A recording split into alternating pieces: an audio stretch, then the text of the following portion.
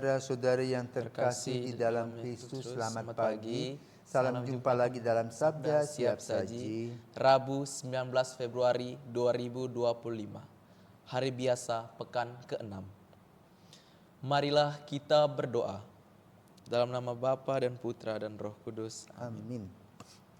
Allah Bapa Maha Setia, Engkau senantiasa menepati sabdamu. Semoga mata hati dan budi kami Kau buka, agar dapat memandang putramu terkasih yang Kau tunjukkan kepada kami.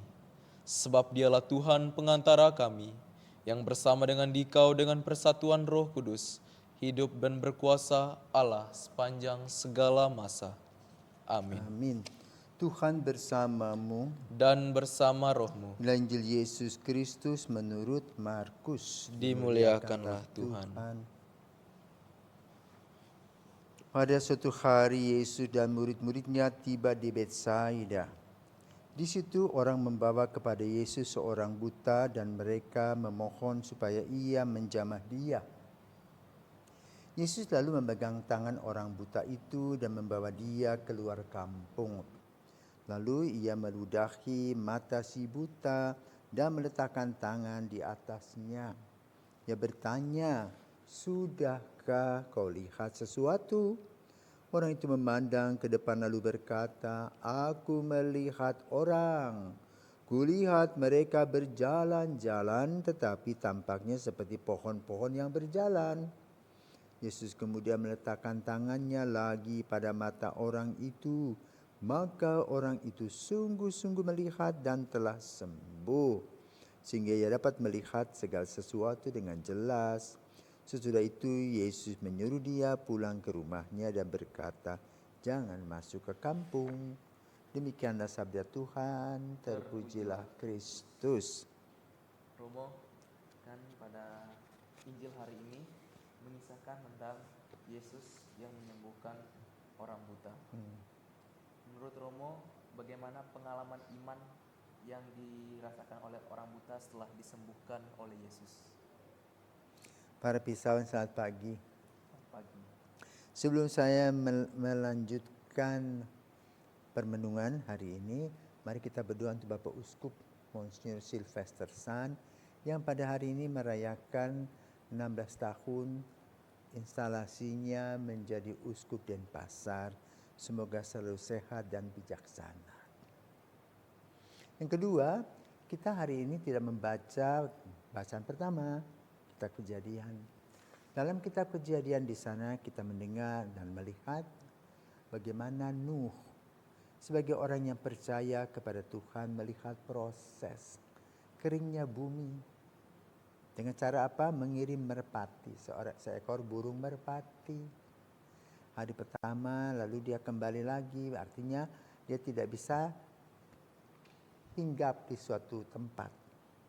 Dia pulang kosong-kosong. Setelah itu 7 hari kemudian dikirim lagi burung yang sama dan dia kemudian membawa pucuk daun olive, ya, dari daun pohon zaitun yang segar. Kemudian seminggu kemudian dikirim lagi merpati itu dan merpati itu tidak kembali. Ya, artinya bahwa proses dan tahapan-tahapan itu juga kita alami dalam hidup seperti yang diuraikan Injil pada hari ini. Bagaimana orang buta tadi mempunyai motivasi. Satu, ingin sembuh.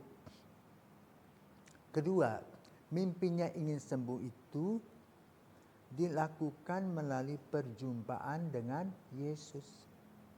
Sesudah itu dia mengungkapkan keinginannya itu kepada Yesus. Yesus menanggapinya dengan cara apa?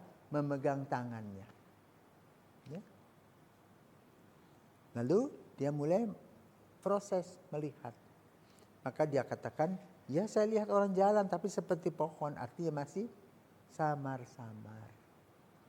Maka lalu kemudian Yesus memberkatinya, ya, meletakkan tangannya pada mata orang itu, memberkatinya, dan orang itu bisa melihat dengan sungguh-sungguh. Proses dalam kehidupan. Kita pun sama mengalami proses kehidupan. Kalau orang buta tadi mengalami proses kehidupan matanya secara fisik. Kita sebagai manusia yang boleh katakan bisa melihat, yang kita alami dalam proses adalah bagaimana mata batin dan mata rohani kita bisa melihat. Bagaimana cara melihatnya? Dengan belajar dari orang-orang yang lebih tua dari kita.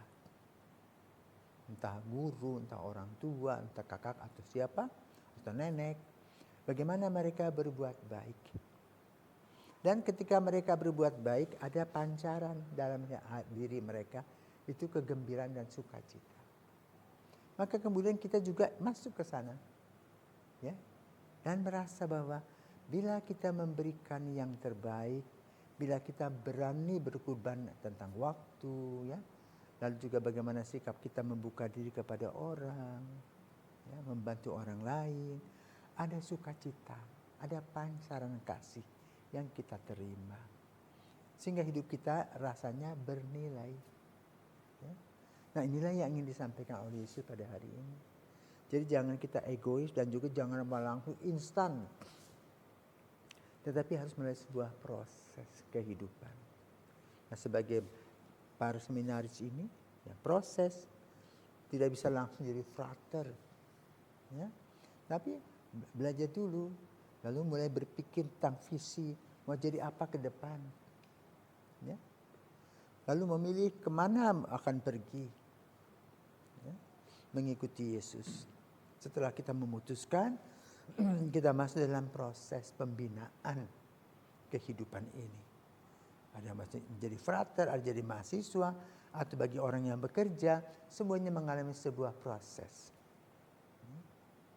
Maka mari kita menikmati proses yang Tuhan berikan kepada kita, dan biarlah proses yang kita jalankan ini semakin mendewasakan kita. Dan kita merasa aman dan nyaman di dalam proses tangan kasih Tuhan. Semoga Tuhan memberkati kita. Amin.